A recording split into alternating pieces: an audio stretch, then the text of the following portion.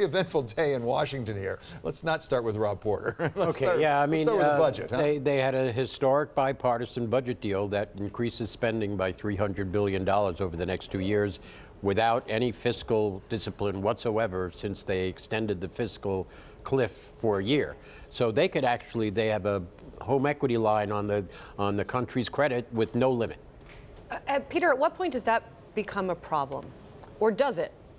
You know, we're looking at that for this coming week's issue of the magazine, and at first you would think, well, all the people who worry about budget deficits are going to be quite concerned that the Republican Party seems to have given up on budget discipline.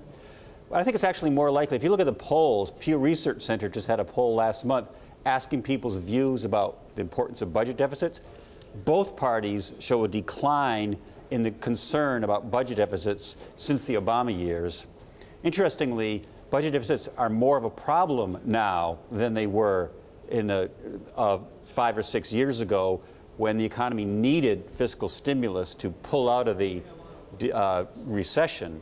So now we have a confluence of events. We have bigger budget deficits hitting at a time when we have a stronger economy. It should be exactly the opposite. And yet, does not look like voters are going to punish the politicians at the polls in November. Well, and does that mean, Marty, that there's just no constituency left in Washington for any constraint on the deficit? It feels like there isn't. I mean, whatever the Tea Party. The Tea Party is in sunset mode, obviously.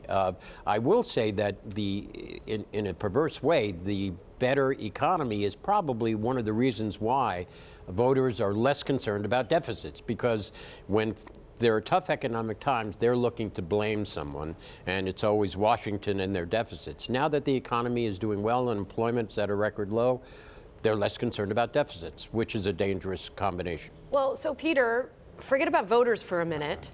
Do economists care about these deficits? Is there going to be a real economic consequence of these deficits? Is it going to exacerbate an inflation problem, for example? Well, I looked at the notes out this morning from Goldman Sachs and JP Morgan, and they agree that this deal will probably add about 1/3% to GDP growth in 2018 and 2019.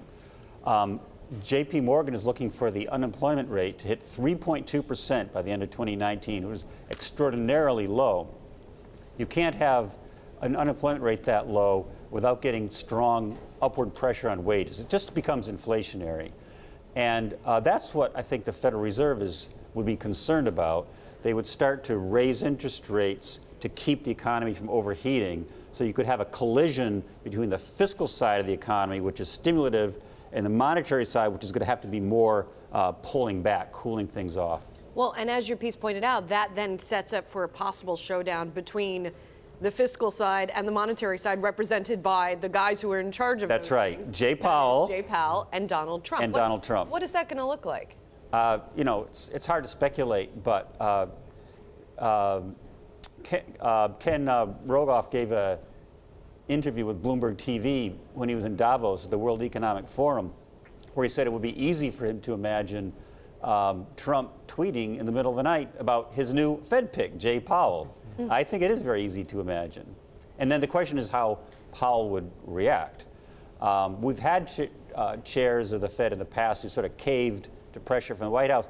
I don't think that's going to happen. I think there's a very long established tradition now of the Fed being independent of the White House and doing what's right for the economy. And Marty, on the fiscal side, they may not be done yet. Monday, the White House says they're going to release an infrastructure plan, which is going to be potentially even more money. Is that just dead in the water? Well, by all accounts, it seems like there's a complete division between the way the Republicans want to approach this and the Democrats, and we'll see how the White House wants to approach it. They actually want a public-private partnership, and most economists say that just hasn't worked in the past. So, but the other side is how they're going to deal with this budget. They say they're going to show how they can impose some discipline. It's hard to see when you have $300 billion worth of spending added in to the $1 trillion already from the tax cut. And interestingly, one word we haven't mentioned in this discussion is immigration. Right. Which was the thing that was holding it up in the first place. Right. All this good feeling about this budget deal between Democrats and Republicans out the window on Monday when the DACA debate starts. Going to be an ugly one, a tough one? Tough one.